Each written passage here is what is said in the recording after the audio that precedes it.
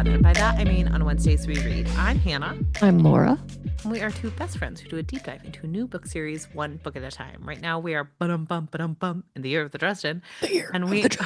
Are discussing the second third of White Knight, a book where the first third looked promising, and then the second third, I was like, wow, we're in a lot of vampire lore. A lot of vampires. A lot of vampires. But Laura, disappointment exploding. Yeah, I was disappointed too. But Laura, what are you reading, watching, and or enjoying before that?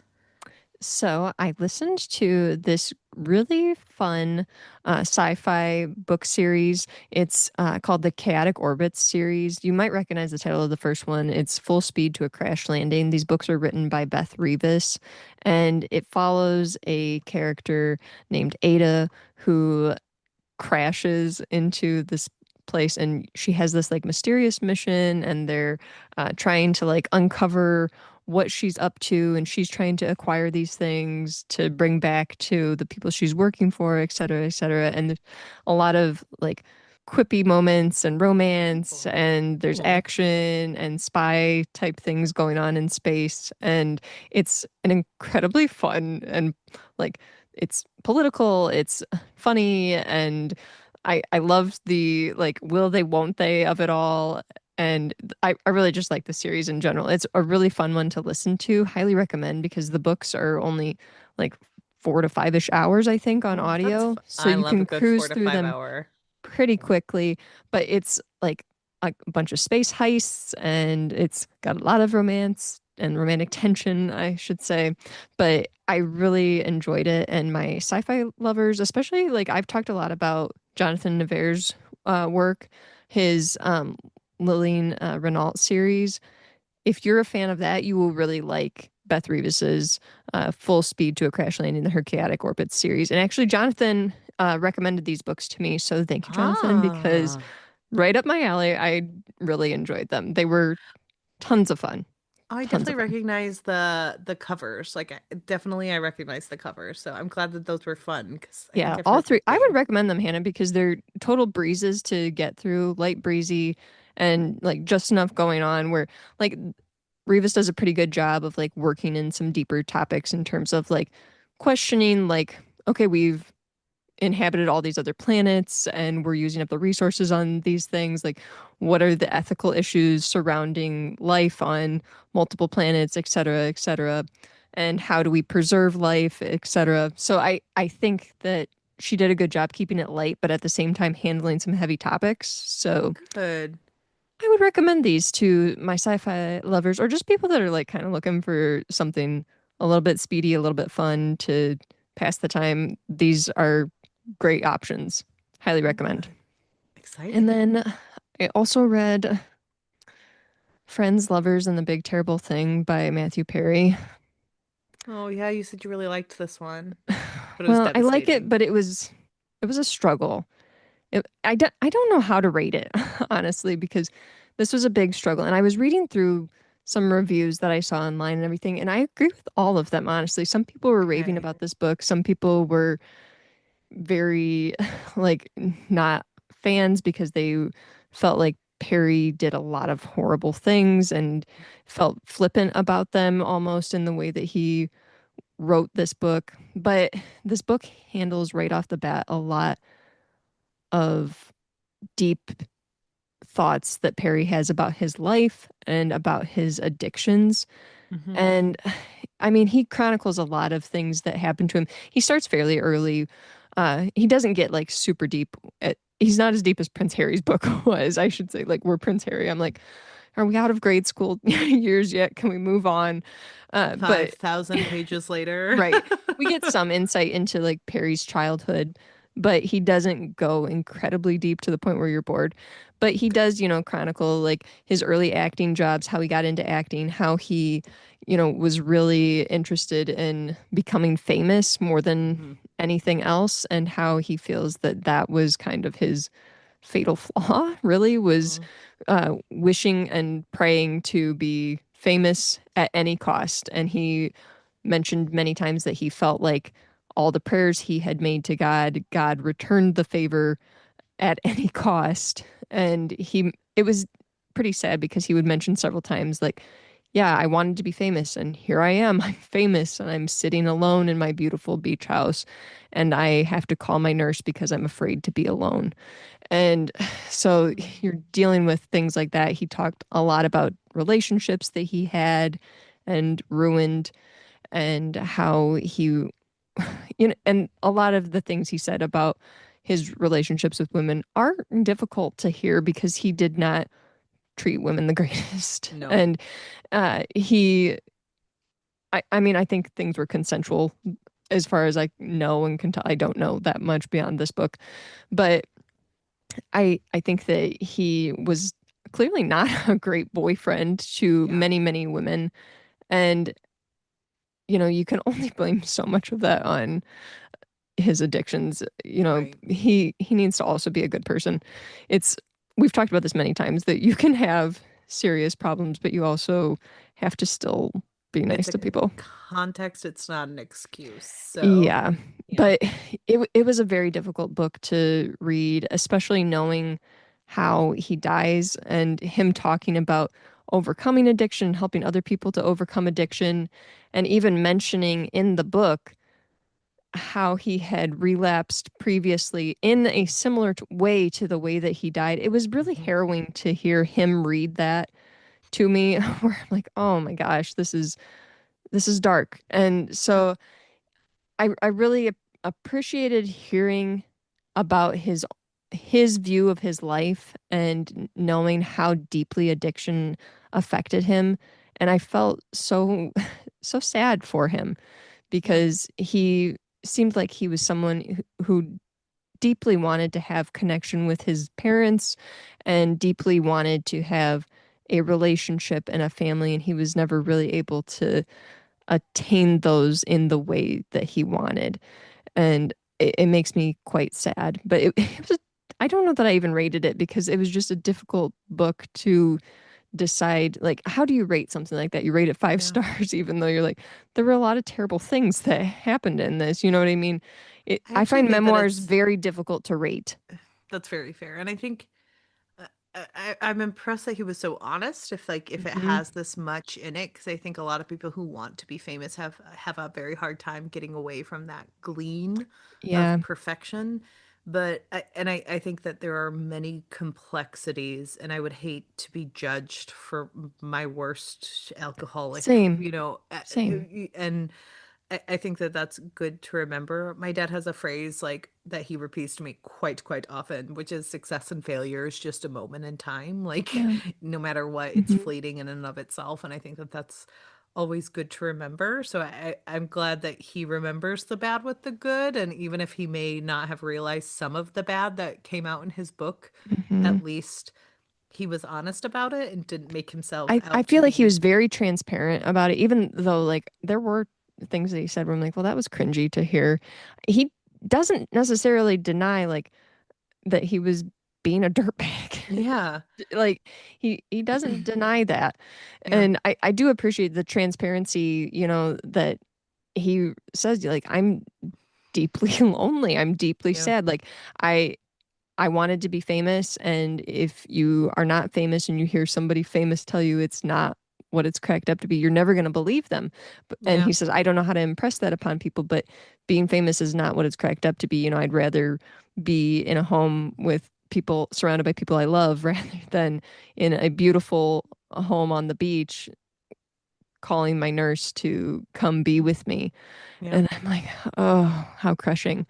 But yeah, and you know, you do get insights into how he really desperately felt that he was perfect for the role of Chandler, how he got the role, how some of his acting surrounding that time he became quite popular and had some hits and some flops in terms of Hmm. like movies and everything, and how he really just kind of his whole life has been shaped by his addiction, really, because he can look at himself in certain seasons of Friends and he mentions, like, you can tell when I was in an alcoholic phase because I'm heavier. And you Yeah. can tell when I was in a cocaine phase because I'm skinny. Yep. And he's like able to pick out all these. And he mentions, like, I couldn't remember any of this season. And a lot of that is rough to hear. And he Yeah. details a lot of information about like the drugs that he took, why he took them, how he would take certain drugs in order to prevent withdrawal Hmm. symptoms, and then due to immense anxiety about developing withdrawal symptoms, he remained on these anti-withdrawal drugs way too long, Yeah. and would abuse things in that way. So, and he is someone also who seems to, I'm sure this is addiction related, but has done a lot of like looking into this drug will help me get over this. So I know if I get this one, this will do this, and this Mhm. one, this will do this. And it kind of seems like he looked into those type of things, knew how to kind of manipulate the system to like pretend to be in pain for this or that.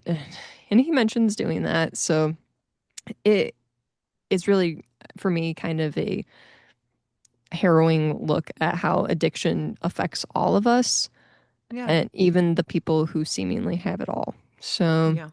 It's very true. I mean, addiction, it's a mental illness, so hmm it's not something that can be controlled by wealth or power or hmm anything like that. Like it's just it is what it is. So, yeah. yeah.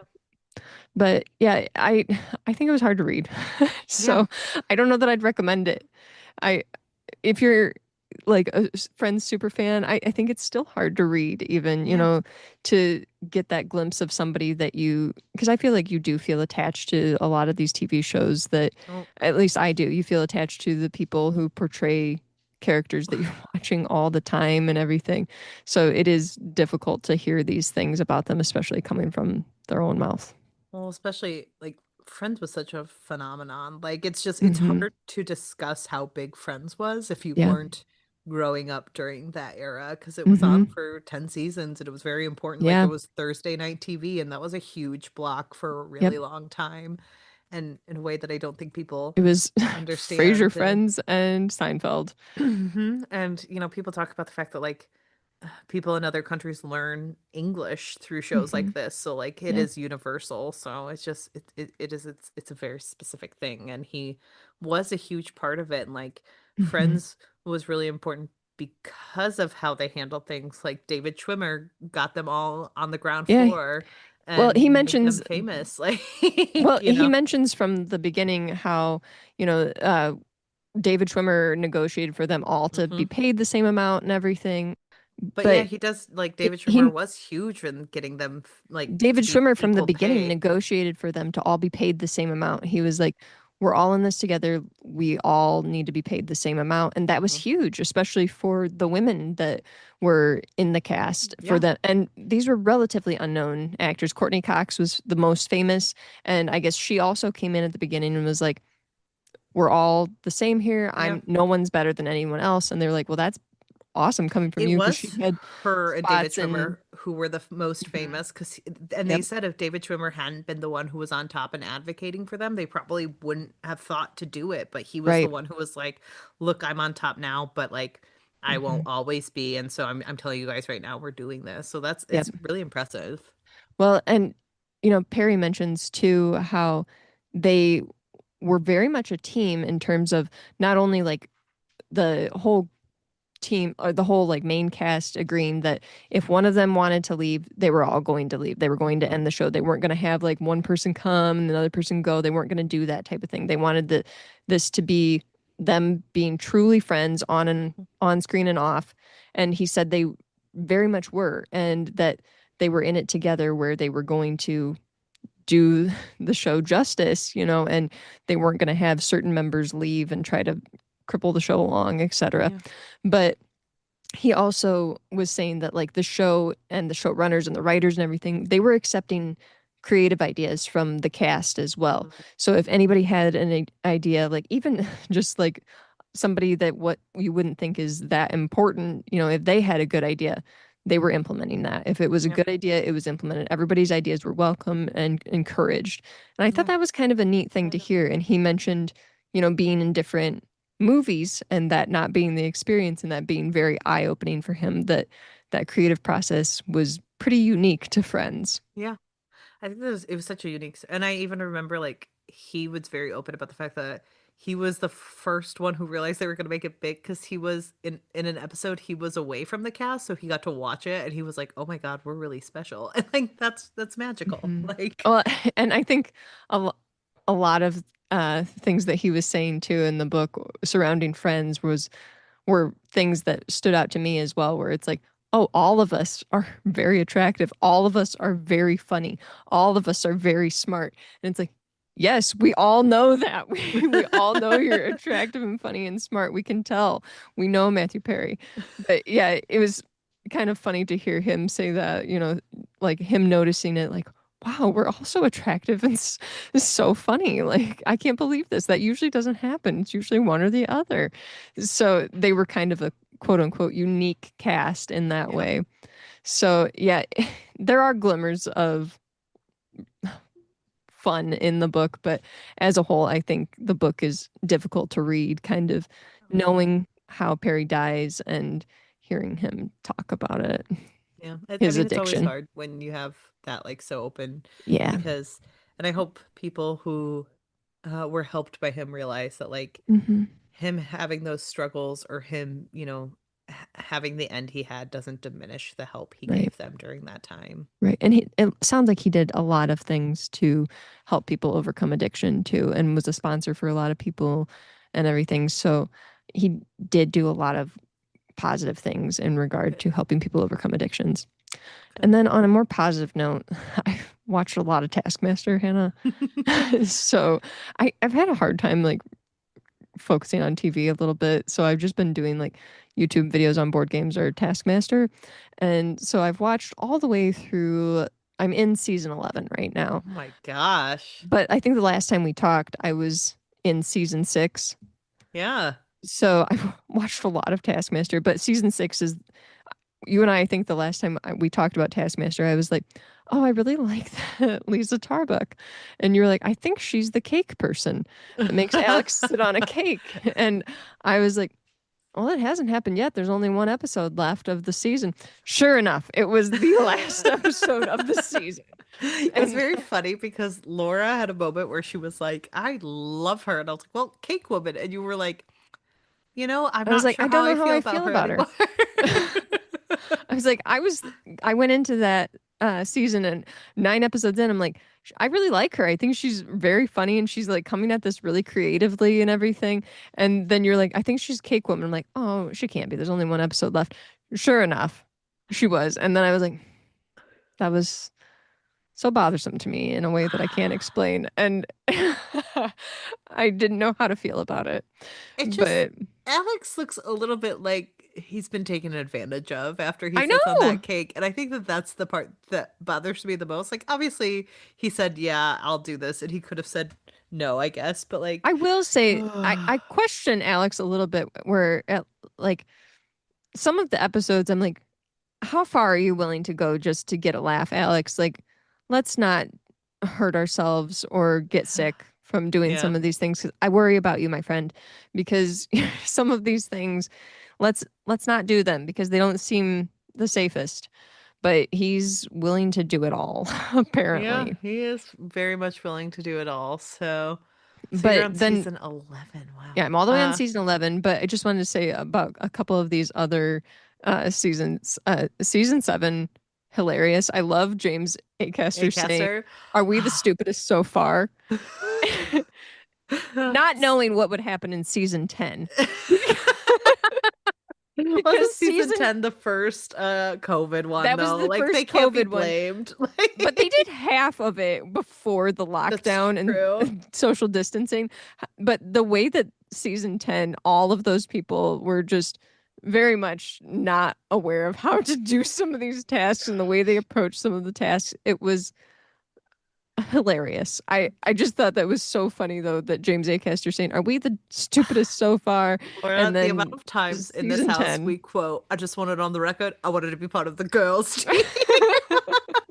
I loved him like freaking out. I can't remember what it was about even now at this point. And Greg pulling him over to the side and talking to him and being like, "Look, It's just you a can't be having outbursts like that. Like, are you okay? What's going on? Like, let's get it together." And Greg being as large as he is It's to so just stand funny. up and kind of motion for him come here. And pull him over to the side, turn away from the camera and everything. It was such a funny moment because it looked like a father and his little boy Oh, yeah. having a discussion, and knowing, that Greg was a teacher, it all just fit. Makes And sense.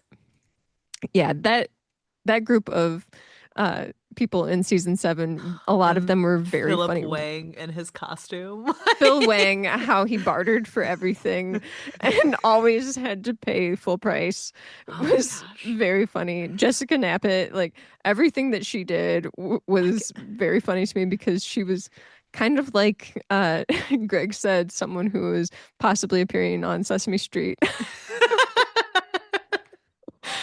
And then Rod Gilbert being the most The off most. the rails person I have ever seen. Some Greg, of I know you've been friends with him for years. I don't know how you've done it. when I had texted you, I think, saying like, "Oh, like Rod is really just unhinged." And then the next episode I watched was him In hiding the in Greg's closet. closet for Yep. hours. So funny. He And is he's like, unhinged. maybe you should see all your guests out. And he's like, I did see you out. And he's like, you saw my wife. And he was like, oh, no. And then he had to wait until the Insane. morning because he couldn't get the light right. It was so Oh, fun. it was mind blowing to me. There's so many lines from season 7 I love. I love Phil Wag when it's like, try to have an amusing conversation with the Uh, man. And he's like, oh, you're a Philistine. I'm Philip Wang. he did get a laugh out of that guy though. He thought that one line was funny, and then the Uh-huh. rest of it, he was like, I am unamused by this man. Like, That was actually, I like when they bring in people like that. That does make me laugh. Yeah, that was funny.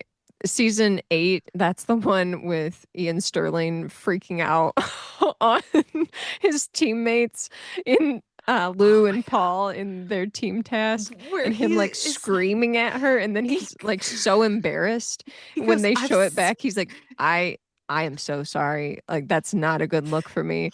I every time look I see one of terrible. these team tasks, I learned something new about myself and I don't like it. Like, Yeah. he goes, I screamed at a woman and I told her to get in the kitchen. So bad. He's so mean and he knows it. I Like, know.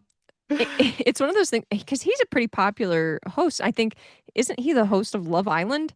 oh, Because I is he? recognized his voice right away, Oh, and I he thought I might looked it up be. that he's the Love Island host, That's and I so was like, funny. oh, interesting.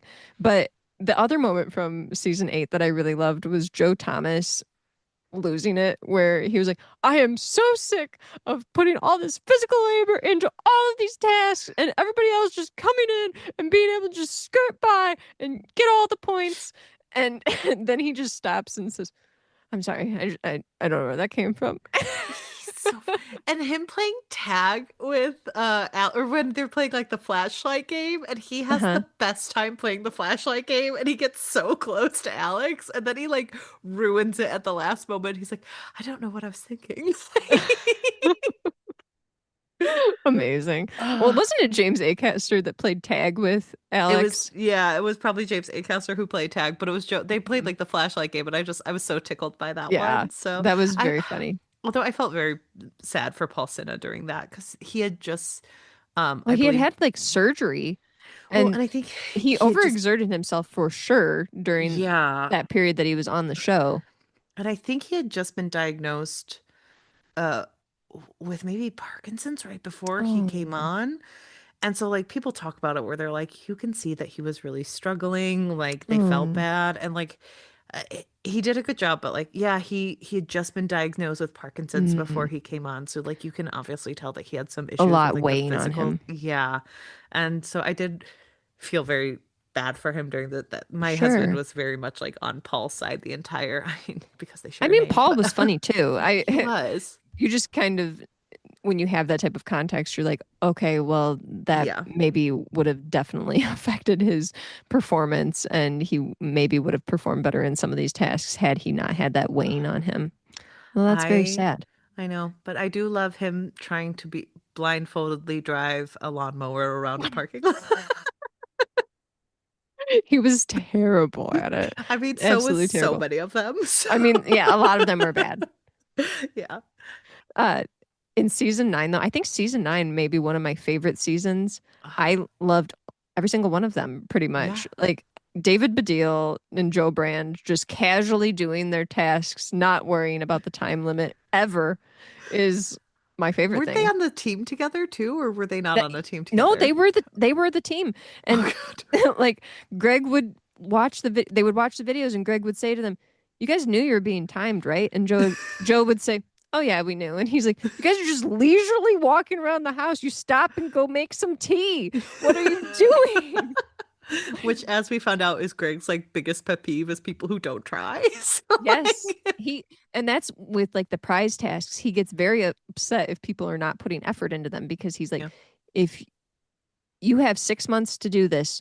Why are you not trying harder? Like people just bring in a bag of crisps. But Fatya. Katya does that. But I'm he's so like, angry that's at this bag of crisps. But you just brought in a bag of crisps, man. he, Like, he hates that kind of thing. He I wants know. the effort. Yes. But Joe Brand and David Baddiel put very little effort in and were so funny. I really loved that one task at the end of the episode, the live on stage task where David and Ed had to be paired together. And Ed's reading the task out and he says, "Okay, I just want to ask, am I to be paired with David Baddiel?"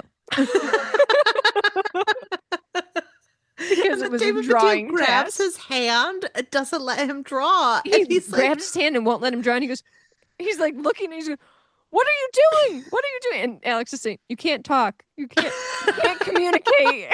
And he's like, "I swear to you, this is not helping us communicate." and And Ed is so, obsessed with the show because he has a podcast on it. Like he has a does he podcast really? where he has people on from Taskmaster. So like he has it like in the trailer Mhm. on the set. So like he's Oh my obsessed with gosh. Taskmaster. And so imagine that when he has David Baddiel holding onto his finger. David was so funny though, the way that he was just like, "What? I'm doing it." It's like, "No, you're not. You're doing something else. What are you doing?" Ed was very likable to me in that season. I really enjoyed him, and he has like immense enthusiasm and energy, which is Hmm. not something I'm generally drawn to, but I really thought that he was endearing in Yeah. that season. I really liked him a lot. And I think it was just interesting to have him and Katie and Rose who tried so hard with all of the things. And Rose. Rose Rose was great. Like she had very inventive ways of thinking about the tasks. She did terrible with the prize tasks that they brought in at the beginning because I don't think she was able to. Some people are better able to like sell things to Greg than other people are, Yes. and she was not as good at selling things to him. No. And a little bit of that comes with like the banter of like he kind of likes when people yell at him a little bit and are like, "This is awesome. You need to respect it." Type thing. So she was not as good at that, but she and Katie and Ed tried very hard. I liked when Katie brought in Harry Godleman's Taskmaster trophy. That was Oh yeah. amazing. And Greg yells, "Godleman, this is a travesty." Or this is an outrage, I think is what he yelled. Yeah. But yeah, that was a great season. And then, season 10, are we the dumbest so far? Yes, you all are. Yes, you all are. Season 10 was rough. I remember season They 10 was were amazing though. I really enjoyed them at the same time. I loved the woman who was like who's from the IT crowd and I was like, "Oh, she seems like really smart and funny." And then I kept watching it. I was like, "I'm really mad that I signed up for that because she in fact is not very smart." Catherine Parkinson, like she Catherine Parkinson. like the one where they had to memorize all the lines. And Oh my she's gosh, like, she could "I not was do in, it. and she goes, "I was in a play during that time." And it's like, "What are you talking about?" The way though Oh, that okay, so she and Johnny Vegas had such anxiety surrounding all the tasks yep. where it was so funny the way that it manifested where it was like Catherine, you thought maybe she was gonna break out in tears at any given moment. Hmm. And Johnny, he was just frantic all the Oh time where it yeah. was like, gotta run, gotta get this, gotta do this. And it was very funny to watch both of them in their increased anxiety. And then you had Richard who was just in a bush. There were people in the comments on YouTube who were saying like Richard was very toned down from his usual. Like apparently he's much funnier all the time, Oh, and that okay. he was very toned down in Taskmaster, which is interesting to me.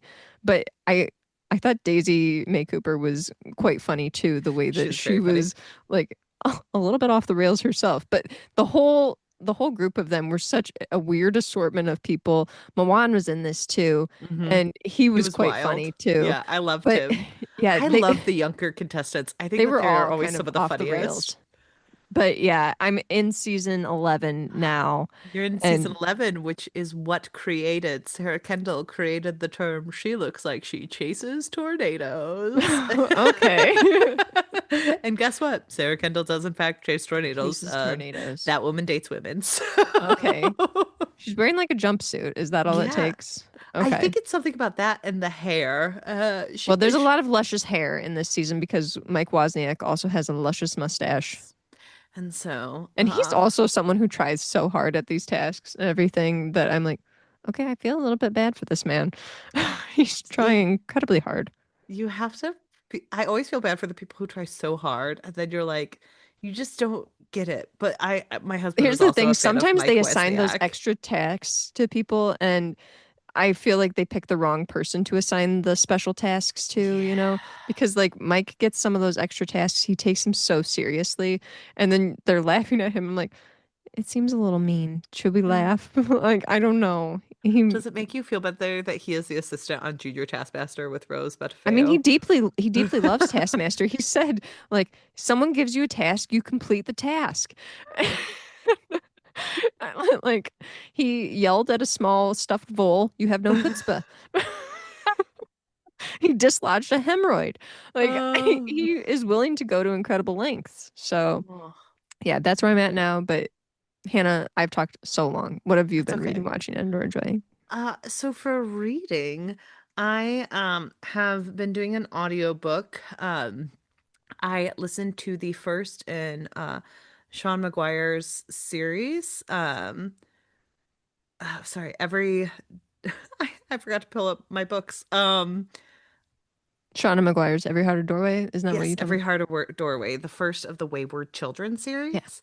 I've already listened to one of them, so this is my second one. I really liked this book. It kind of has like all the elements I love in a book like this, which is just like weird, trippy children being dark at a boarding school.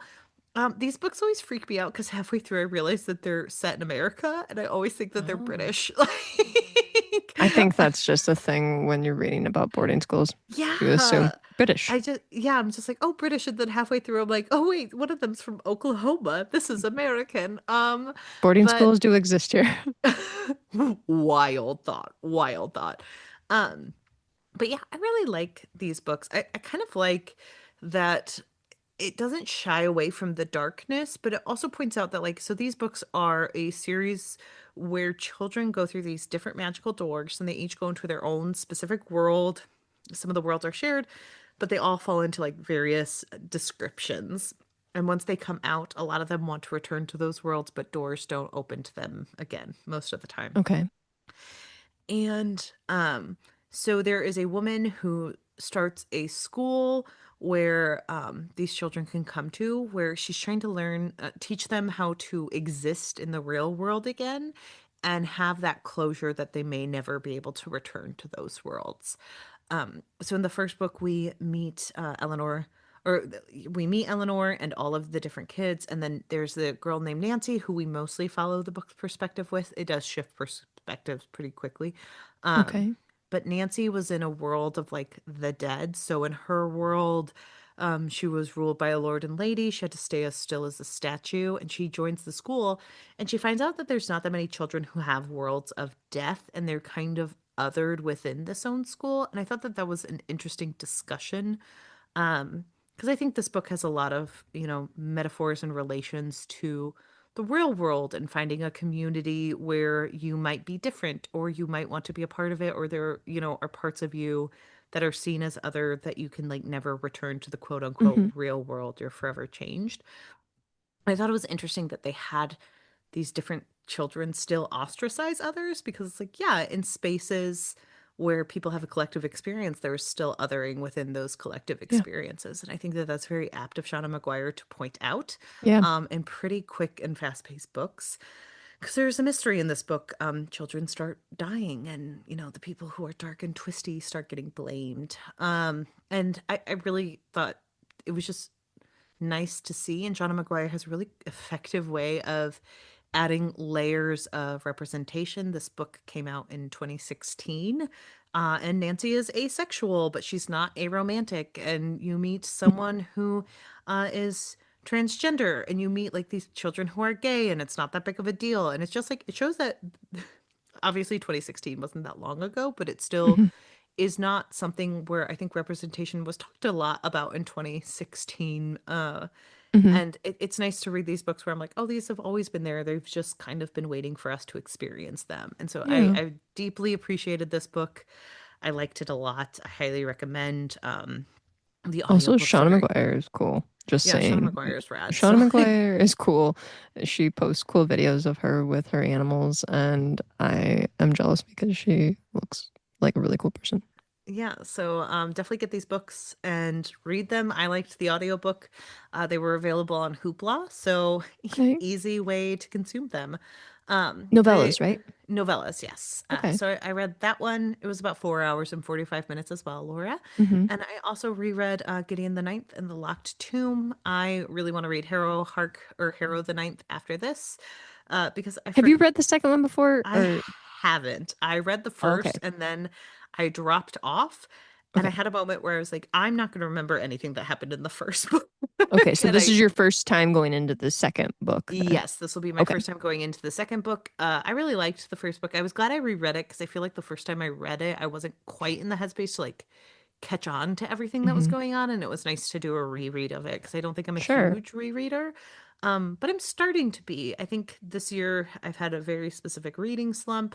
I've had a little bit of a harder time getting into books. I think I'm just like fatigued with too I much honestly content think rereading creation. is perfect for reading slumps. I know it's been really nice. I am rereading A Psalm for the Wild Bill right now, and I'm like, I'm having the best time. This is Hmm. adorable and just what I needed. So I've been doing a couple rereads. I'm still working my way through Witch King. I think I have a problem because like by the time I'm ready to read, it's 9 o'clock at night, and then I'm like, is Witch The King book's so really complex. I know. I'm like, is Witch That's King not, really a 9 to 10 o'clock book? And then I'm like, no, maybe I just nope, won't nope. read it all. And I'm like, Hannah, that's not helping your reading slump. Like, you're specifically avoiding a book that like you Here's want my to thing. I read. love that book, but I'm just thinking like it does require a little bit of brain power because like Yeah.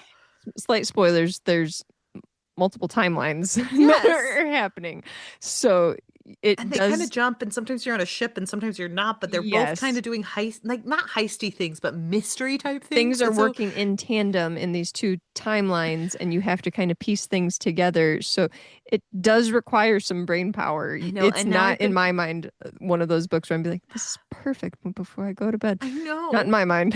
Well, and then now I'm like, I'm a little bit lost, but we are going to do an episode on it soon. So I'm like, I have to sit down and focus, Hannah, focus. But that's been very difficult for me. So I will have it done by the time we discuss it. But I've been reading that one still. And Kai's you're right. awesome. It I love is, Kai. Kai is awesome. I love him so much. I love him in that little woman's body where he's like, I am a him, but also I'm trapped in a woman's body. And it's like, great, great news. Love to hear it. I really Like, actually love the concept of. So there's this book I read a really long time ago called Every Day by David Leviathan, and mhm. it was about someone who wakes up in a new body every day, Yes, I and remember how. that book. You reading it. Yeah. Well, I read it when I was in college, Okay. so it was like back in, I want to say like 2012 maybe when I Okay. read it, and I remember like really enjoying it and being intrigued by this concept of this person who, because it was a love story. This Yeah. person woke up in a new body every day, and they were like inhabiting this body, and the person who normally inhabited that body was gone, and so then they Yes. were trying person who was jumping bodies every day, they were trying to find the person that they were in love with. Hmm. And I was really interested in that idea. And so then when I started reading Witch King, I was like, oh my gosh, it's happening again. I love this.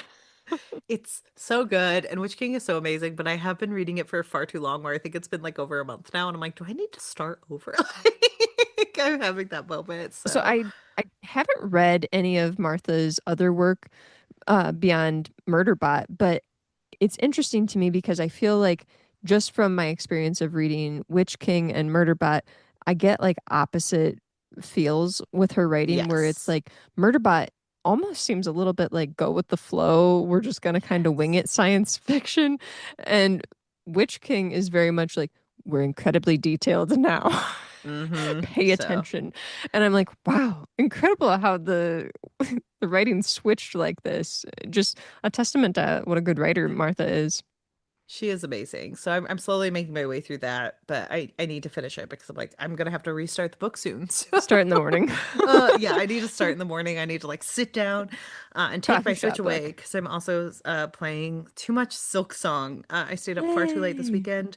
My sister-in-law and my husband's away for work right now, and so she and I have just we sat on Friday and we both were like, we're gonna have a movie night. We're not gonna play Silk Song, and then 6 hours of Silk Song later.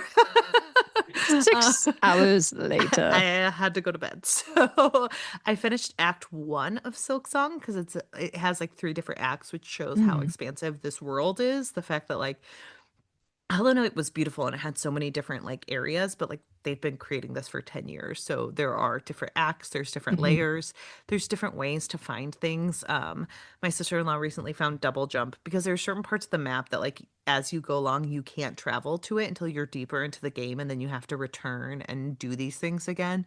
And Okay. so double jump is like you jump once and then you jump up to a second ledge. So there are certain Mhm. ledges you find at the game where you're like, I can't reach that. I guess I have to reach it later and then remember where you had it. Or you'll find like a locked door and you have to get a key and you can't enter until you get the key. And so like it's so much fun, but it is a very big time suck. I love it so much. It was very funny. I played a very complicated portion of the game and there are certain people like everyone has different versions of games that they like or different parts of the game that they like more.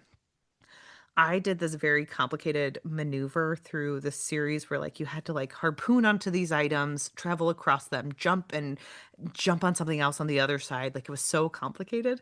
And then I got Mhm. up and it was just like a matching game where you had to match some photos up, like these music notes. And I Okay. was so mad I had to match those up. I was like, I hate this. I do not like it. I made my sister-in-law finish it for me because I was like, I Oh. physically can't do this anymore. I was so frustrated that that was what I came up to Hmm. that I accidentally died the first time and then had to do the complicated thing all over again. So Oh no. by the time I got there, I was like, I am livid. And she's like, it's so funny that like Team Cherry, which is the creators of this game, were like, once you get up there, you're gonna be so happy to do this relaxed like matching game. And Hannah was like, absolutely not. Furious. I Like, hate no. this. But she has like there are certain rooms you go into where you have like seven different bells and you have it's a memory Mhm. game. And like there's different songs. So I just would number the bells and I'd be like 7, 5, 6, 4, 2. And she would be like, I have no idea what you're saying. Hannah was in chorus. Her sister-in-law, maybe not.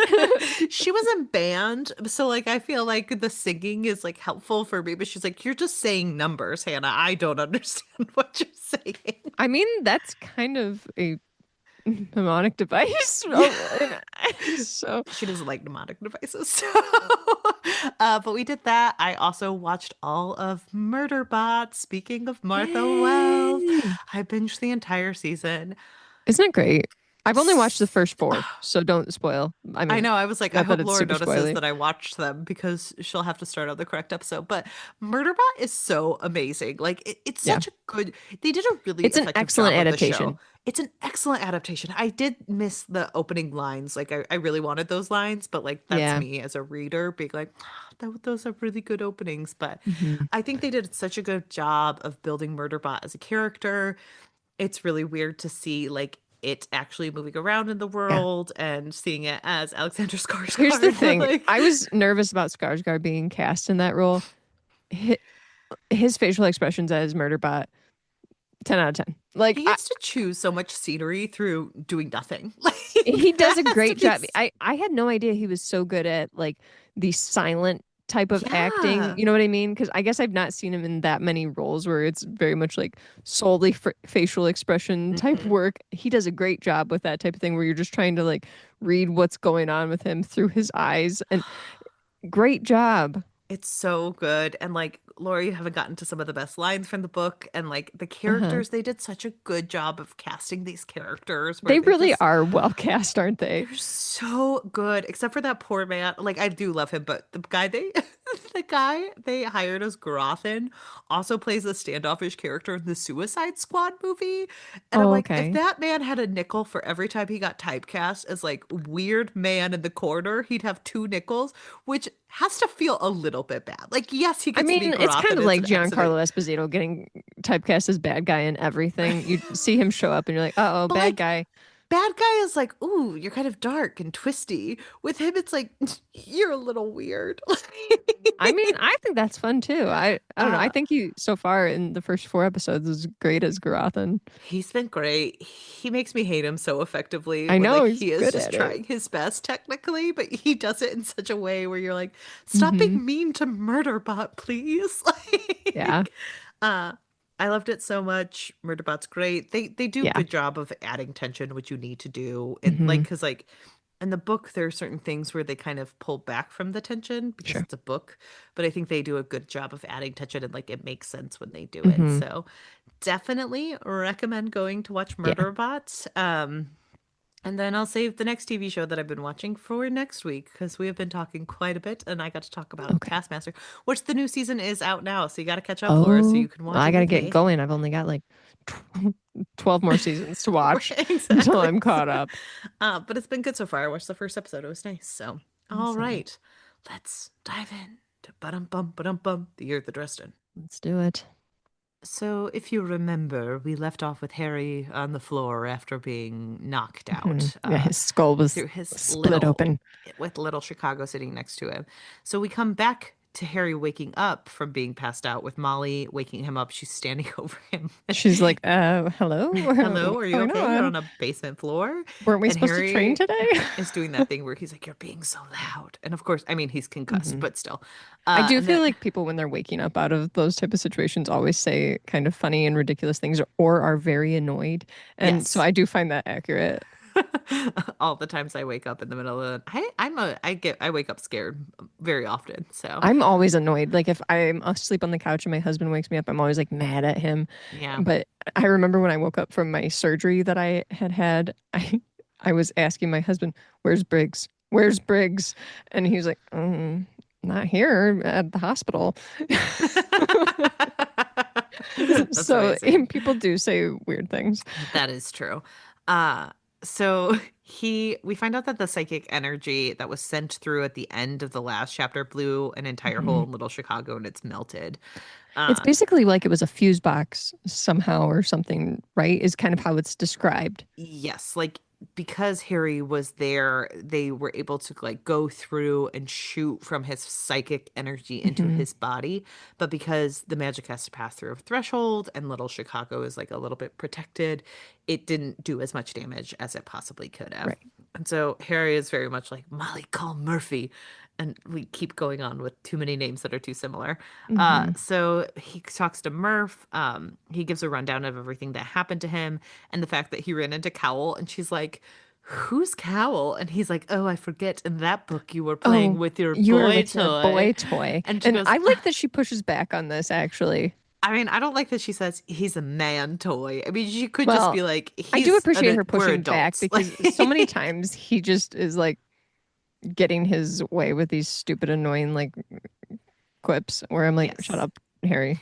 Just And shut up. so all of a sudden, the Deus Maki vampire comes up because Mm, come Harry's on. like, so I think Cowell and the Gray Cloak are like working against the White Court, but could be part of the White Court. And he thinks that these Scavis vampires are the ones who are uh, killing these witches because Scavis White Court vampires feed on suffering. And Hmm. suicide is the most suffering of them all. It's like And the I ultimate despair.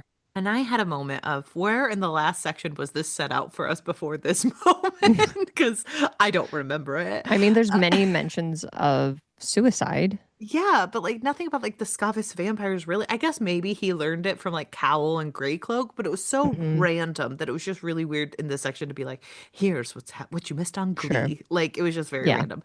Um, so that means that they have like this one guy, the passenger, who is the person in the car who's helping and asking questions of Grey Cloak, and they're all kind of in on it together where they're using the passenger to further their goals, but they probably brought some stuff in to get Harry interested. It's all just a lot of convoluted plot that will Well, come to and the Harry's surface. like, I'm positive it's Beckett. Beckett's the passenger. He's Beckett definitely the the passenger. man, because he's like, he hates me. And Murphy is And like, well, he he died died in a prison years riot. ago. And Harry's like, could he maybe not have died? And she's like, no, he is in fact dead, Harry. um, If he, in fact, is not dead.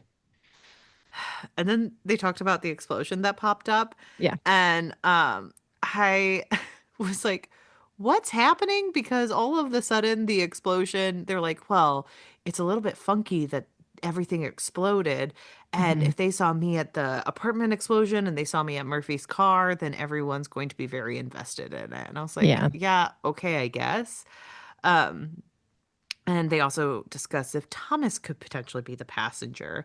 Uh, Harry doesn't think so, but But he's Murph is pretty kind of adamant that Thomas is not involved. He's like, no, right. no, it's definitely not him. And I think Murphy is like, well, I mean, they could have like a hold on Thomas and, like be forcing him to do this. It's not Right. necessarily like, I Because believe we that still Thomas is have bad. the Janine of it all. So Hmm. Justine, not Christine, Janine. too And close. so they decide that Harry has to do more recon, talk to the White Court, uh, Elaine, and maybe Helen Beckett. And Murphy is going to keep looking into Jessica Hmm. Blanche, who is the one person who was like the outlier. Well, and she's still missing, I think, right? And they haven't heard anything on her at least. I thought Jessica was dead. She was Well, like they the haven't heard, they outlying. like looked into, or maybe I'm getting confused. Jessica is dead. There's someone else that's missing. Oh wait, we Ye- haven't got there yet. But Jessica is Okay. dead, and, and they were digging into her, so they haven't Yes. like found anything on her yet. So Harry calls Rodriguez. He kind of asks him a bunch of questions about Ramirez. sorry, Ramirez. I did this voice to text, and so it all came through as Rodriguez. So apologies. Um, Racist. I mean, I am not going to say that the makers of the iPad are racist, but I'm not saying that.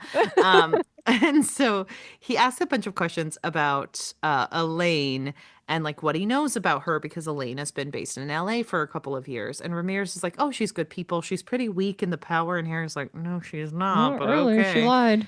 But she has horrible taste in men because Ramirez has asked her out a bunch of times and she Oh, always good, says good. no. They discuss the White Court vampires and how they are kind of just in a ceasefire and they're not really helping either Hmm. side in the Cold War battle that's going on. Um, and he does ask about New Mexico. Wraith, the Wraith vampire. And so he gets off the phone, and Molly's like, "Hey, don't you know Elaine? Why were you not telling him everything?" And he's like, "Well, you got to understand I don't want them to know how powerful she is. They have plausible deniability.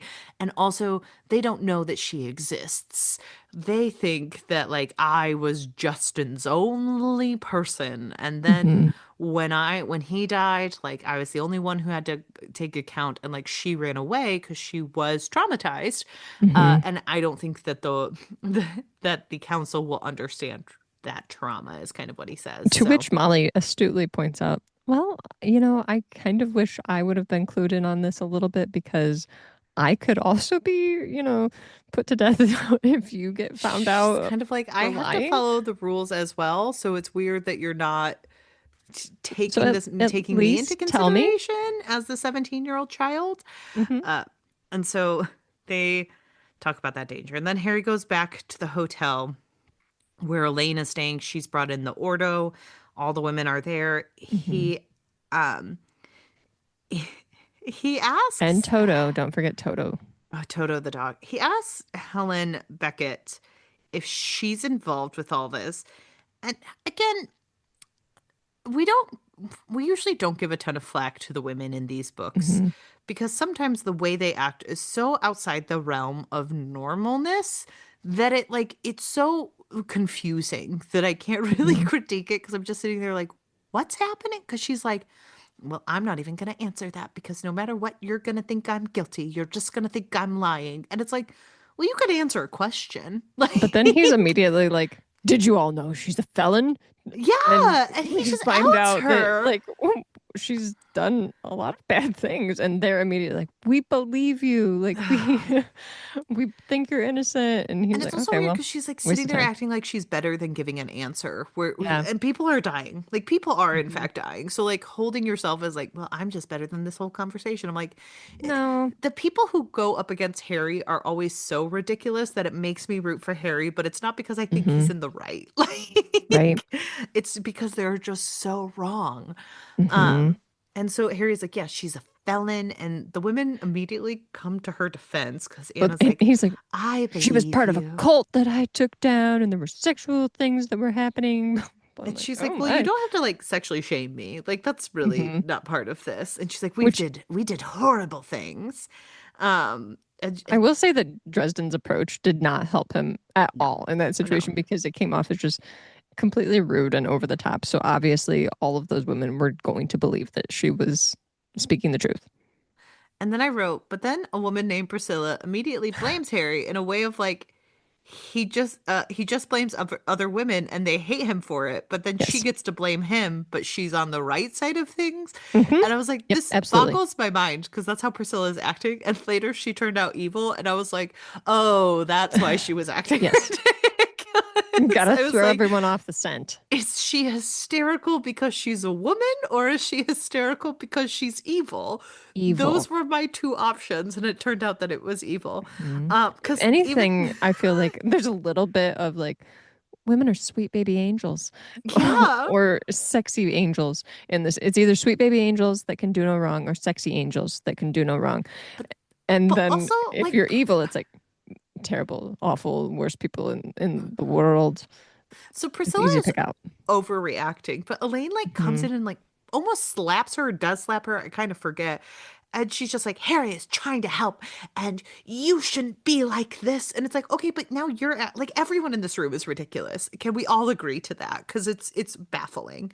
Well, it's like Um, really tense because they figure out that like another woman has gone missing and that they're yes. all like they've all been together like as a group Except they grieving. went to get Olivia and they now think she's Hmm. dead because a man with long dark hair Hmm. took her. And Harry looks at the photo and he's like, damn it, it's Thomas. It's like I Um, just stuck up for you, bro, and pretended like I didn't care about you, and now I have to prove that I care. and again, I do a lot of these talk to text. So chapter 19 starts with Perino Lane go hunting, which is Harry and Elaine go Oh, hunting. I was like, what? I don't know what that means. Perino Lane go out hunting. They do leave Mouse behind to keep the women protected. Hmm. And Elaine is like, Priscilla's just a huge bitch. And Anna comes in and sticks up for Elaine to Priscilla, who Hmm. like also wants to overreact. And she's like, we need Elaine. We hired her. And let's not abuse our private investigator who is keeping us all from sudden death, ma'am. Like, Right. let's not do that. Um, Well, and then and he's like, you guys all need to go to like somewhere public, stay together, like we'll take care of this. yes. And Harry and Elaine talk about the fact that she's doing magic out in the open, that she kind of fudged the wizardry test. And she talks about the fact that she can't let anyone control her life anymore after she had had her brain controlled by Justin, of all people. She She talks, also like talks about why she lied to the council because she doesn't trust them and everything. And it's basically just her pulling a Harry Dresden and being like, I did it for the greater good. well, and she is Harry Dresden, but with blonde hair. Yes. But because she's like, well, I have PTSD. That's what made me run to the summer court. And like, I can't really hide like this anymore, but I don't want to come out into the open. So like, I'm in a safe spot now. And Harry's just kind of like, well, I can't judge her, but I will judge her. I can't judge her because I love her deeply and she's a woman, but I am judging. Yes. And then she points out the fact that he definitely recognized the person in the photos. And he's like, his name is Thomas. And she's like, who's Thomas? And he's like, definitely not my brother. He's like, it's not my brother, but I love him. But I love him and we have to trust him. And she's like, you've given me no reason to trust him. And he's like, because he's my brother, but also don't ask me about it. And he's not my brother. I'm not going to tell you because I don't want to reveal any information and you'll never guess who he is, but we are going to use my dead mom amulet to track him down. Yes. And then he's like, I can't tell her it's the dead mom amulet because then she's going to know that we share a dead mom.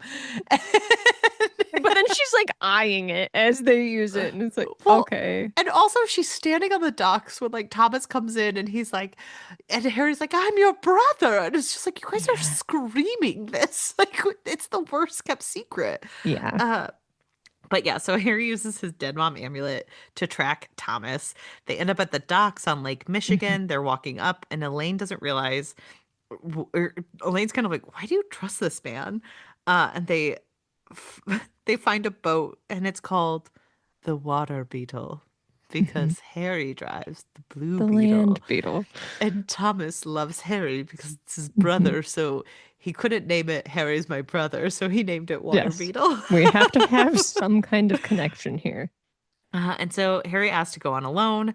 Thomas attacks him, thinking Well, he he's not mostly the like he's like, I want to go in ahead. He's like, we shouldn't be standing too close together or anything because we don't want to, if somebody like tries to hit us, we don't want to be taken out in one blow. And one of us should be continuing the work. right. And so he attacks Harry, thinking it can't be the real Harry Dresden because Harry would have obviously brought Mouse, Mhm.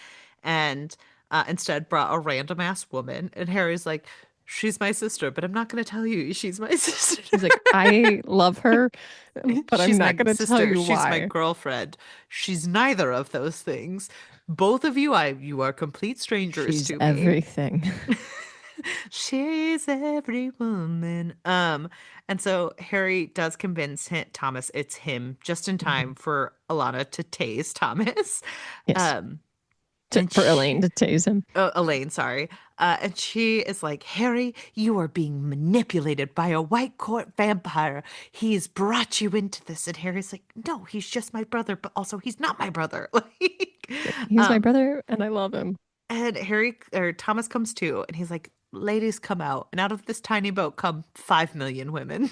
A bunch of women because apparently he was like Like, taking them all to shelter and to a safe house. so he figured out that someone was murdering all these women, and Hmm. it's implied that he knows it's the White Court. So he has been hunting these women down and taking them into a safe place. So he was planning to take them to a safe house, Hmm. and then Harry came on the boat, and all of this stuff happened. Yeah. Uh, so Olivia confirms the link, and and then Harry all of a sudden is like, I smell oil. And he runs out, and there is fire and a giant ass boat that's blocking them Hmm. on the docks and stopping them from going to Thomas's safe house. And suddenly 13 ghouls pop out. And we had to know Yes. how many ghouls. There were 13. Yeah. Uh, He and mentions 13 ghouls attack me. and Okay. Harry is like, I hate boats. Because last time he He saw that had, naked woman and yeah. she Which knocked him this was out. back in So that other really wild Dresden Files book where I think there was the boat stuff and then it eventually that was became the train Lachille stuff. book. It was the Lachille book, like Was where it? all of Okay. that stuff happened. Because remember, he was looking for the cloak, and then all of a sudden, the priest who wasn't a priest Yes. came Yes, out. yes, Like, yes. yes, this And was and so it started boat stuff and then it became train stuff. so. Lord, this is the flashback book. Yes. Like, everything about this book is like, Hmm. do you remember that I wrote 8 other books? Let me tell you what happened in those. How could we forget so easily? um, So the ghouls start attacking. Harry starts fighting them off. He's able to kill two, and then Elaine Mhm. comes out. She creates a mini tornado because like she Oh, it's can't. kind of cool though. I did like her magic, but it's also one of those things that I get frustrated because like Harry's like, I killed two people with fire, and then Elaine pushed them away because she's a lady. I don't know. I guess I didn't take it as that. I thought it was like more of this like cool tornado thing because he was like getting even like pushed out and he couldn't use his magic, otherwise it Right. would interrupt hers. And so I thought that was kind of cool. And he was like using his rings and stuff for a while to Yes. force out energy and everything. And he's basically just fuegoing left and right. And then he's like, you know what? Well, I'll do that's a real big fuego. he's like Harry, he who must not be named with his Expelliarmus Yeah. spell. Like it's just Hmm. it's a different Harry of the same coin. So they are fighting, but it is kind of a losing battle. They can't get by the water and they can't get into the docks. So Thomas comes in and he's also helping fight. And he also has like weird, cool, like vampire movements where he almost looks like I mean, he's foggy. doing backflips and stuff too, and he creates this fog to help, like this. It's like a mist almost to help Yes. them out. And it like makes him move really fast. So he's like using all of his vampire powers. Hmm. Um, and as they keep fighting, Harry wants to make sure that like everyone's getting away, so he creates a frozen layer on the lake for the Mhm. women to run away on. But he's also like, it is really hard to take heat out of an entire body of water. You have Yes. no idea how hard this is, which I would agree that sounds very hard. Honestly, I Um, really liked this entire fight sequence thing. I I, thought it was pretty interesting and I was all in on it.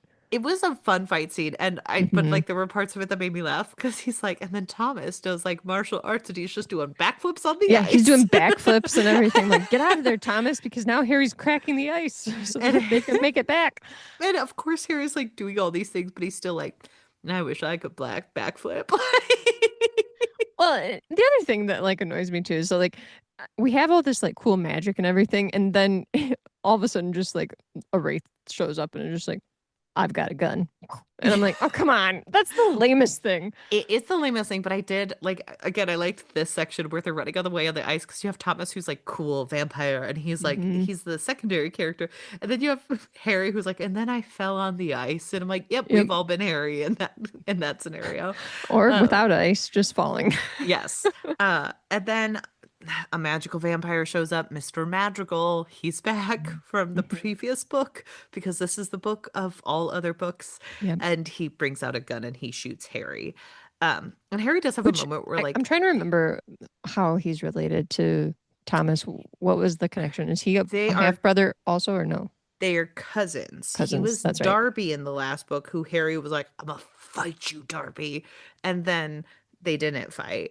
Hmm. And then he was like, I love fear. I am a fear white court vampire. So Okay. that's who Madrigal is. Because we needed another M name in the Yes. mix. Yes, yes. And so Harry does have a moment where he like kind of hints like, "Oh, my cloak protects me from this stuff. Like I've done a lot of work on it, so I Hmm. think I'll be okay." But he does get Well, he's like knocked out at this he point, does isn't get he? knocked out, and of course, this is where we have the flashback to what happened in New Mexico. Which was Uh, really sad. I know he's there training new hires, and like we have this moment where he's talking to Lucio, who's from the other books as well. She was the one who Hmm. was put into a new body, A younger body. and she's kind of talking about the fact that like this body doesn't have as many magical like affinities, so she's starting at square one. She has to relearn She's really things. trying to like teach herself what it's like to just be in this new body, which I And again really like these types I of things. know, and she was like, she's a 20-year-old with 20-year-old hormones, but she's like hundreds of years old, Hmm. and so that's been a struggle. And she talks about the fact that like all of these Merlins have these swords that they have. And she asked Harry if he knows why he didn't get one. He's like, I just figured everyone was busy and like you had to get it Right. through some kind of mechanism. And she's like, no, I created them for everyone, but I no longer have that skill because of this body. And Harry does feel bad because he shot her last body. Yes.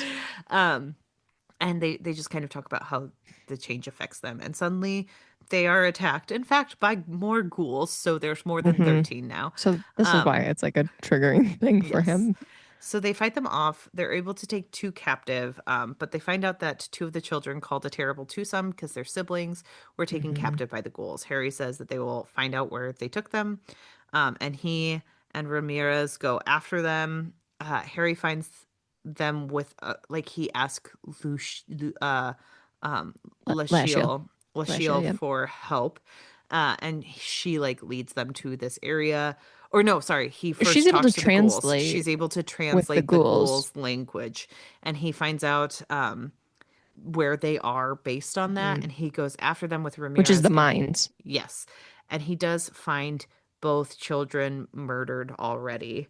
Yeah. Um, Horribly, like horrendous deaths. Again, like something to talk about, and I may just be putting a hat on a hat on a hat, but I don't love that like the girl was topless, but the man just is gored. Like And it's like always specific mentions of like breasts being ripped off and stuff where it's yes. like, yikes.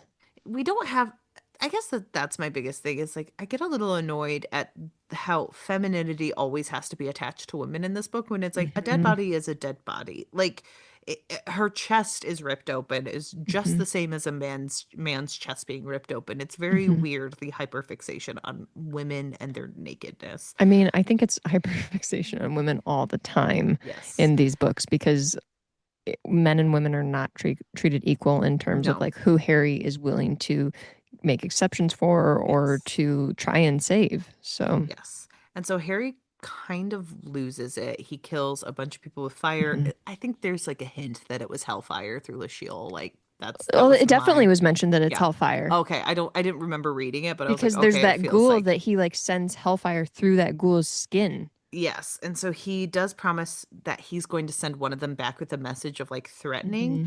and then And then he he just kills still him. murders them. And Ramirez is kind of like, I've never seen you like this before. And he's like, you're cold, Harry. And then Harry wakes up, he's in the water. Elaine helps him out, and then he and the women run away with Thomas, trying to make sure that everyone is safe. Um, and Harry again falls asleep. Elaine wakes him up and she's like, you've been sleeping for 8 hours. We're all of a sudden in a different hotel room because I didn't want to take us back to the women in case we were in trouble. Thomas and the women are like, he has them somewhere safe. It's just a lot of complicated maneuvering of Harry just being passed out for 8 hours and the book He does continuing on almost without like give him. away though that he's got Lashiel inside Yes, of him too because he because he like says, talks about he's like what Lash and they're like well, he who says, I are you don't talking like it about? when you touch me like that, Lachelle. And Elaine is like, I'm Elaine. uh, You love when your sister touches you. Ew. Ew. So they do discuss how he was saved by his coat, how they were, able to get away. Hmm. And he's like, hey, did you like contact the Ordo? And she's like, no, I was too afraid to go back, like until you were okay. Hmm. And they do talk about how they still have to work with Thomas. Thomas indicates to Harry that there are things he can't share with him. Uh, and Elaine is like, I could beat it out of you. And Harry's like, no, you cannot. We have a common enemy. Don't beat up my brother, who's not my brother. And he's like, he's on our side. So they head out to go see the Ordo, and they come back to the hotel room and find Anna's body. And it looks like she has committed suicide. So she is the Yeah. next victim. They look for everyone. They're confused on what happened. Mouse isn't there, and none of the other women are. So they're like, somehow she got alone. They don't know how. Well, He's and they definitely frustrated. want to get the cops involved at this Yes, point now too. because they do want to find the murderer. So, Hmm. and Elaine takes this really hard. She's like crying and she's like, Harry, have you ever Hmm. lost someone like this? And he's like, yes, in a previous book, I lost a witch who came to me for help on the Loup Garou situation. She's like, well, what did Hmm. you do for that? And he's like, I murdered the person who did it. And so he kind of talks about how, pain makes you do these types of things. And he can tell that Elaine is very much in pain. So then Harry uses a tracking spell to find where everyone is. And he kind of talks about how he is very powerful with tracking spells. Like Elaine has powers for different types of things, and like she has a calmer head, but he can track things. So he I finds always the. appreciate when we have that type of situation where it's not like everybody has the exact same magical Mhm. skills because I just don't think it makes sense that way because it's like in real life we all have different skills and different levels of like ability when it comes to Yes. different things. And he hints at that with Molly too, that like she Hmm. has like more mental things. So um they find the Ordo, and they're Yeah, all they're at like freaked out. another apartment building. Yes. And Mouse is there. And so they all kind of talk, and they say that um they all split up because they were concerned about Anna, and then Helen said she had to go to work, of course. And so Why? Like, she call off. Who even I cares? no, she works for Marconi. You don't get days off. Um, Gosh. and so they say that like she left, and then all of a sudden she called them and said like, "Hey, I think I found what's going on." And then she called and she's like, "Oh my gosh, I need to meet Anna right away," or like, "I need to meet you guys right away. We're Hmm. all in danger." But Anna had gone off to like help her, and then she never showed up for the meeting. So they think that it's Helen who's orchestrating everything, and she had been calling Priscilla the entire time. Yeah. And so Because like Abby's like, I think it was Helen. And so of course then Dresden's like, I knew it. I called it from the beginning. she's a felon, so she can't have like come back from evilness. No Um, one ever is redeemed. and so Harry's like, okay, well, we have to leave again. And then he's like, I have to leave Mouse here, so we're gonna go. And he talks with Murphy about it, and he says, and we find out that Jessica Blanche worked at the Velvet Room, which was a Hmm. building that was burnt down in one of the previous novels as well. And Well, it's and this was real. when we were dealing with which vampire was it? Remind me. Is this Mab? Honestly, oh, it was. Oh, Is this I Mab or think it Mav? was, I think it was Mab with a Mab or B. Mav? Okay. One of those two. uh, Because I remembered this place as well. yes. Oh wait, no, it's Mav with a Mav. V. Okay. Never Look, mind. I don't remember uh, anything. look, we can't be expected to remember all of this stuff because it's insane to remember all these names. Yeah. Um, so, um, or I forget what her name is, but it's not Mab. It's the weird, creepy vampire, and this is where like they burned down a bunch of things, and it's been And he reopened. saw what her And true Harry's face looks like. Hmm. Yes. And he said that, oh, that's the one. I forgot about her, actually. Okay. That's where You know what I Harry had mean? all Where it the was like he was trauma. super Yes. attracted to her, and then Th- he saw what her true face looked like and was like, That's the now I'm Red not really Court. into it. That's the Red Court vampires, where Y- okay, yes, the but it Velvet was the Room. same place, wasn't it? I honestly didn't know where the Velvet Room was in all of this. That was one of the ones where I was like, I don't remember this. Um, and yeah, so he finds out that it's owned by Marconi now and it's been like reopened. So, um, Harry's just like, okay, things just got a whole lot more dangerous. But you are right. It was the old brothel of Bianca St. Clair. Bianca. Thank you. That's Gosh, it was not Mav or Mab. no, it was not either of any of I was those. trying to Google it, and Vampire Dresden Files did not help. Velvet Room Dresden Files does. Okay. I just got to refine my uh, search. yes. So they go over to the Velvet Room. It's like now a health club, quote unquote, Hmm. happy ending kind of location. And Harry comes in and they're kind of like, we're not going to let you in. And Murphy is like, well, I could get some police in here and really fuck stuff up. And then Harry's like, look, I'm Harry Dresden. Could I like potentially talk to the manager? And they're like, you're Harry Dresden. You have an executive VIP membership. And they give him like a bag with a bunch of stuff in it. Like freebies.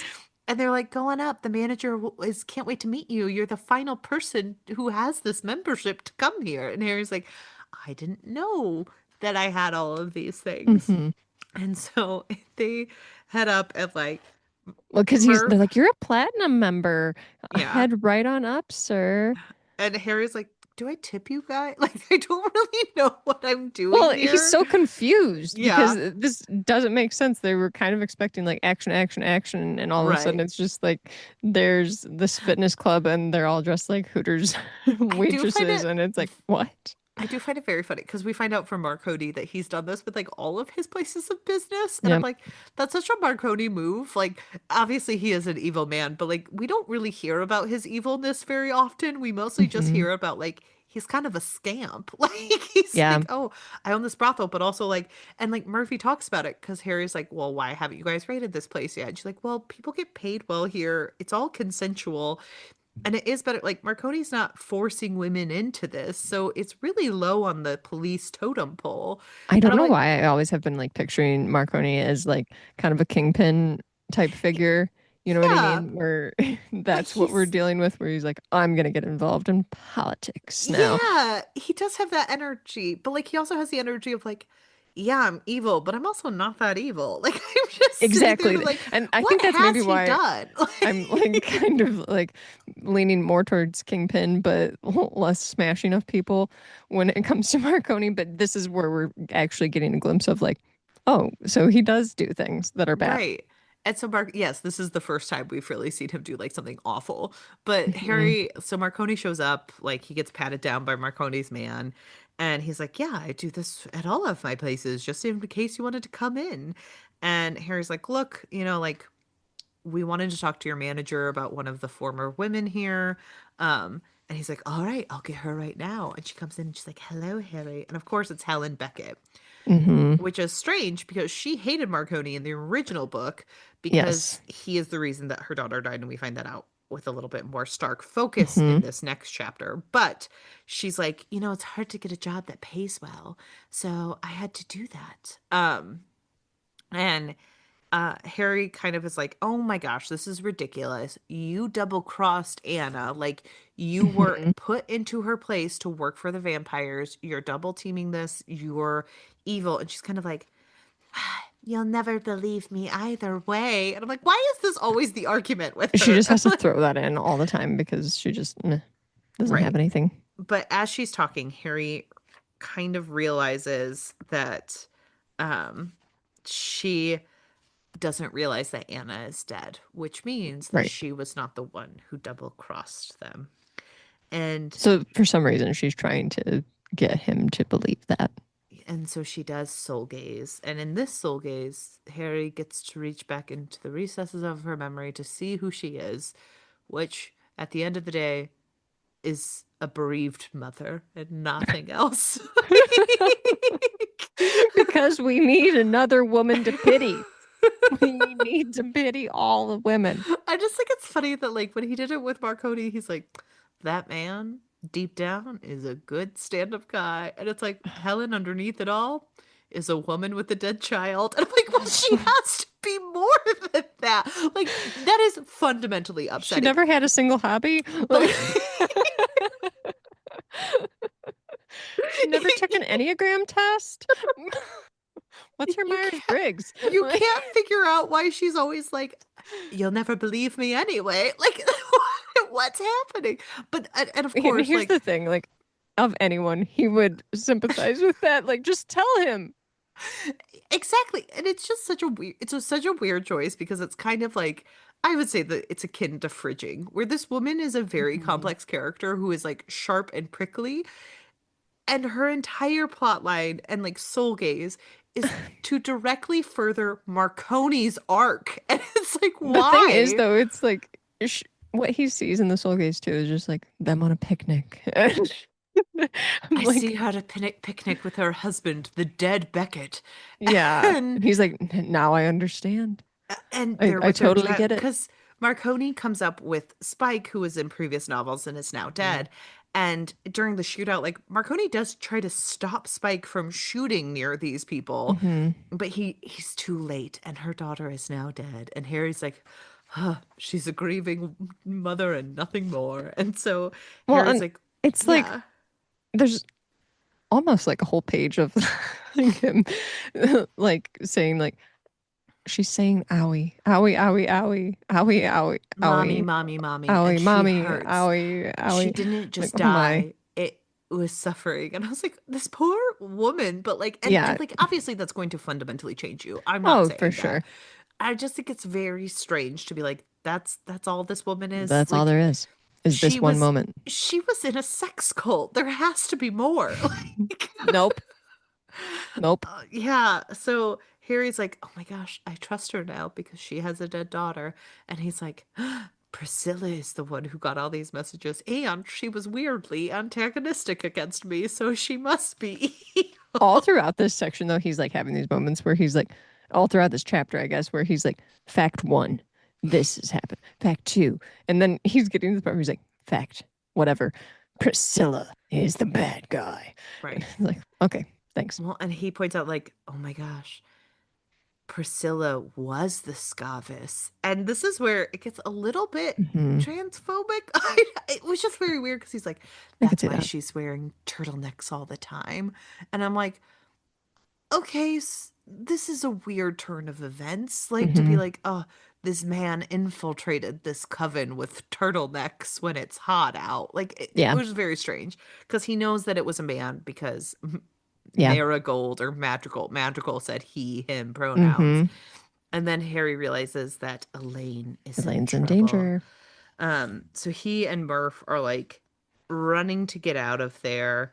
Um, and they he's freaking out about this. He wants to get to Elaine so badly.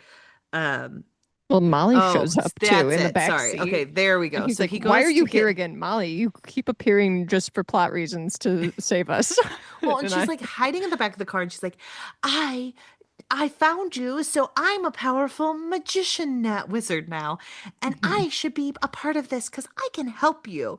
And Harry is he like, fuegos her. he fuegos her. He shows her she's in terrible danger, and he's like, "Fight against my fuego. Do it. Do it." Hmm. And of course she does, but it's like it's one of those like scared straight motifs from Yeah. Arrested Development where it's like, Basically, yeah. yeah, where he's just screaming at her, and he's like, And that's "People." why you always leave a note. And that's pretty much what he does is he's like, people won't pause to help you. You're in trouble with this. You can't just do this.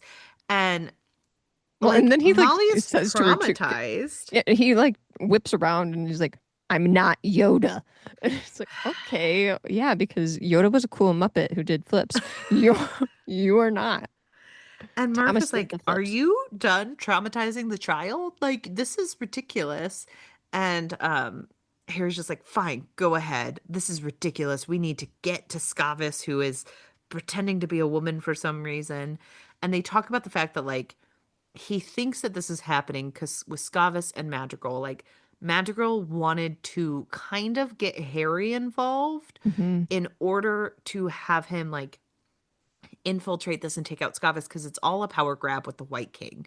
They want to push the White King into action, but a lot of people don't realize that he's not really a player anymore. So there's all Right. this like infiltrated and political infighting. And that's what Thomas was trying to hint at as like there's Hmm. stuff going on. And they say like and he realizes like Laura Wraith is the one who got Thomas involved, his sister, Yep. um, because like she's going to be utilizing him in order to get Scavis and Hmm. Marigold Magical out of the picture. And so Murph is like, okay, so she forbids you to talk about it, but there's all these background machinations. And like that's probably how Jessica got put into this because they saw her with Helen and Hmm. figured it was an easy target. And it's just like all these different moving parts that make sense, but also don't make It's sense. a lot to figure out too, because this is also the section where we're getting like all the like this person would be connected through this house and this person would be connected through this Yes. house. So yeah, it is confusing. It is very confusing. And so Harry thinks that Madrigal is the passenger, and Hmm. everything's just interconnected. So, and then he's like, we have to go after Elaine. And that's the end of this section. Yep. So I had really high hopes for this book, and I am severely disappointed. We still have a third of it left. I mean, I know. there's It could, time, but it's not hopeful because there's so many vampires. there's there's even more vampires than we've ever had to meet before. And like, Just why? and I don't know, and horribly, like, I understand that this was created a long time ago, but like, why have a vampire who's pretending to be a woman? That's such a specific choice I'm not gonna lie, it does not hit well in our current in timeline. So 2025. yeah, No, I, when you're like saying that, I'm like, okay, I get that read, but I don't know that that was intentional on I Butcher's don't think part. that, Yeah, no, I don't think it was intentional at all. I yeah, think that this was created a long time ago. It's just like, it's correct. one of Yeah, those where, like, that's why that's such a choice. I'm really willing to give the author the benefit of the doubt with that particular writing choice. It's just in our current timeline, it's very Yes. a bad choice. It's You don't write that today. it's one of those where I do agree with you, but we have to point it out because we Oh, do live in absolutely. Yeah, yeah, 2025, yeah. and you have to point out, like, oh, that is No, a lot I of think that people was fear good to point that out. monger. Yeah, no, no, no. A lot of people fear monger Hmm. That transgender situation. Yes. women specifically, and so to have Hmm. a man be hiding in women's clothing is just like, ooh, Yes. yikes. Um, but yeah, join us next week to see if we have more witches.